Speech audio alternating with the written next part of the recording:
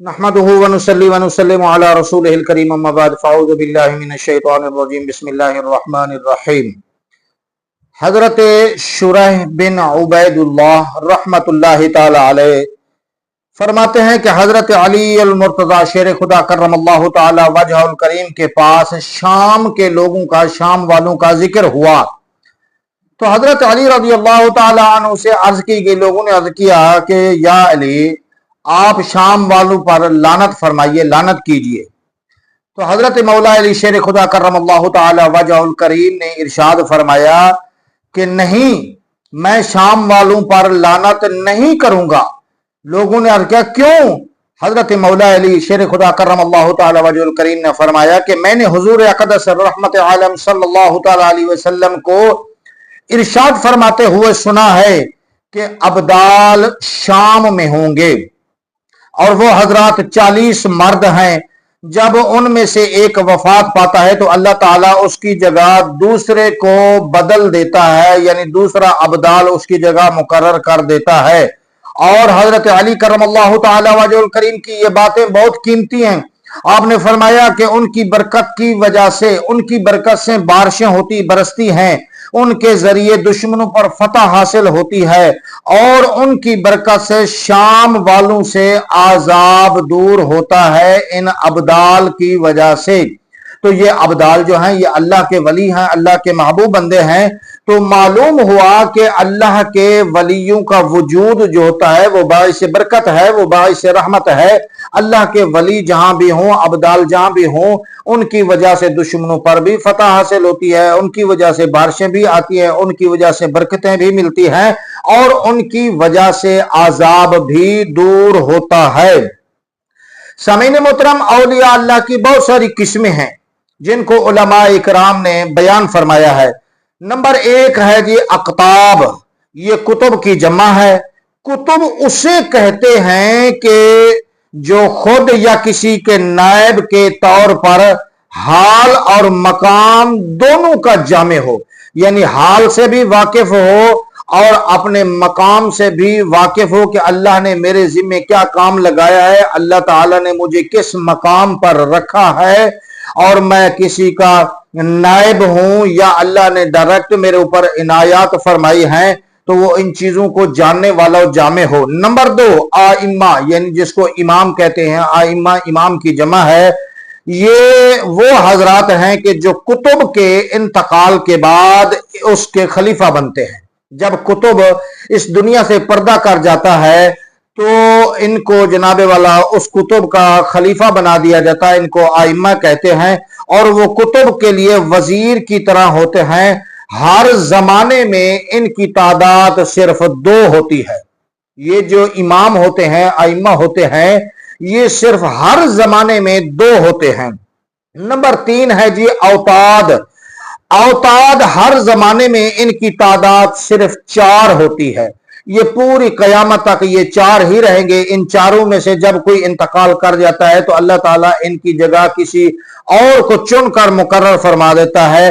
ये 4 से ज्यादा भी नहीं होते, इससे कम भी नहीं होते। इनमें से एक के जरिए अल्लाह ताला मशरिक की हिफाजत फरमाता है। ये जो है ना औताद, इन चारों में से एक के जरिए अल्लाह ताला मशरिक की हिफाजत फरमाता है, दूसरे के जरिए मगरिब की, तीसरे के जरिए शुमाल की और चौथे के जरिए जुनूब की हिफाजत फरमाता है। और इनमें से हर एक की अपने हिस्से में विलायत होती है। यानी अल्लाह ताला ने इनको मकाम जो दिया है, एक शुमाल के लोगों के अंदर रहता है, अपनी विलायत की वजह से, उसकी विलायत की बरकत की वजह से लोगों को बरकतें मिलती हैं, एक मशरिक में, एक मगरिब में, शुमाल में, जुनूब में। नंबर 4 है जी अब्दाल। इनकी तादाद हर जमाने में 7 होती है। अब्दाल की तादाद 7 होती है हर जमाने में, ये इससे कम भी नहीं होते, 7 से ज्यादा भी नहीं होते। अल्लाह ताला इनके जरिए 7 बर्रे आजम की हिफाजत फरमाता है। इन्हें अब्दाल इसलिए कहते हैं कि जब ये किसी जगह से कूच करते हैं, जब ये किसी जगह से जाते हैं और किसी मसलहत और कुर्बत की वजह से उस जगह अपना एक कायम मकाम छोड़ने का इरादा करते हैं, تو وہاں ایسے آدمی کو نامزد کرتے ہیں کہ جو ان کا ہم شکل ہو، جو ان ابدال کا ہم شکل ہو، جن کی تعداد 7 ہوتی ہے صرف، اور جو کوئی بھی ان کا ہم شکل کو دیکھے تو وہ اسے اصلی شخص ہی سمجھیں۔ یعنی اللہ تعالیٰ کی ان کے اوپر یہ بھی کرم ہے کہ یہ ہر زمانے میں رہتے ہیں، جب یہ وہاں سے کوچ کرتے ہیں تو اللہ تعالیٰ ان کا ہم شکل بھی پیدا فرما دیتا ہے، تو جب یہ چلے جاتے ہیں ان کا ہم شکل اسی جگہ پر رہتا ہے، تو جو شخص بھی ان کو دیکھتا ہے تو وہی بزرگ نظر آتے ہیں اسی شکل کے اندر، جو بھی ان کو کوئی شخص دیتے تو اصلی شخص ہی سمجھے، حالانکہ وہ ایک روحانی شخصیت ہوتا ہے جسے ابدال میں سے کوئی بدل قصدن وہاں ٹھہراتا ہے۔ یعنی اللہ تعالیٰ ابدال کو بھیج دیتا ہے، اس کی جگہ اللہ اپنی مرضی سے مشیت سے اس کی جگہ کسی اور کو چن کر اللہ اس کا ہم شکل بنا کر اسی جگہ ٹھہرا دیتا ہے۔ جن اولیاء میں یہ قوت ہوتی ہے، جن کے اندر جن کی شکلیں بدلی جاتی ہیں، ان کو ابدال کہتے ہیں۔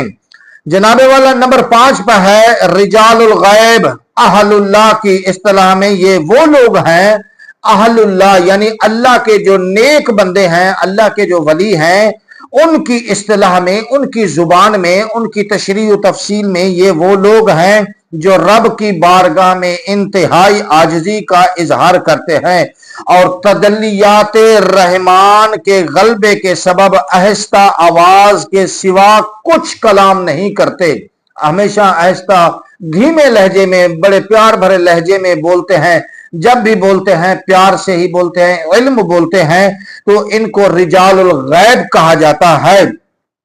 ہمیشہ اسی حال میں رہتے ہیں، چھپے ہوئے ہوتے ہیں، پہچانے نہیں جاتے، اللہ تعالیٰ کے سوا کسی سے مناجات، کسی سے مدد نہیں مانگتے، اللہ تعالیٰ کے سوا کسی کی بارگاہ میں فریاد یا عاجزی نہیں کرتے، اور اس کے سوا کسی کے مشاہدے میں مشغول نہیں ہوتے۔ بعض اوقات اس سے مراد وہ لوگ ہوتے ہیں کہ جو انسانی نگاہوں سے پوشیدہ ہوں، اور کبھی اس کا اطلاق نیک مومن جنات پر بھی ہوتا ہے، یعنی یہ صرف انسانوں میں نہیں، کبھی اس بات کا اطلاق نیک مومن جو جنات ہیں، جو پوشیدہ رہتے ہیں، ان پر بھی ہوتے، یہ صفات، یہ تجلیاں ان کو بھی نصیب ہوتی ہیں۔ بعض اوقات ان میں سے مراد وہ لوگ ہوتے ہیں جو ظاہری حواس سے علم اور رزق وغیرہ نہیں لیتے، انہیں غیب سے یہ چیزیں عطا ہوتی ہے، یعنی ظاہراً وہ نہ کھاتے ہیں نہ پیتے ہیں، نہ جناب والا لوگوں کے سامنے انہوں کو جو علم پڑھا ہوا ہوتا ہے، نہ وہ کسی مدرسے میں داخل ہوا ہوتا ہے، بظاہر ان کا کوئی استاد نہیں ہوتا، تو یہ تمام چیزیں علم، رزق اور یہ شان، یہ خوبیاں اللہ تعالیٰ ان کو غیب سے عطا فرما دیتا ہے، اس لیے ان حضرات کو رجال الغیب کہا جاتا ہے۔ تو یہ بھی اللہ والوں کی ایک قسم ہے۔ اور رب ذوالجلال نے ارشاد فرمایا الذین آمنوا، وہ لوگ جو ایمان لائے۔ اس آیات میں اللہ تعالیٰ نے ولی کی 2 صفات بیان فرمائی ہیں۔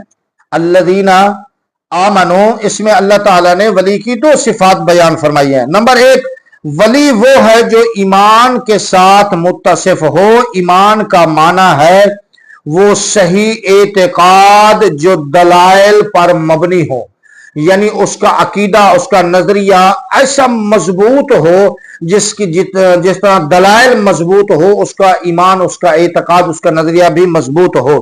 اور ولی کی دوسری صفت یہ ہے کہ وہ متقی ہو، تقوی اس کے اندر پایا جاتا ہو۔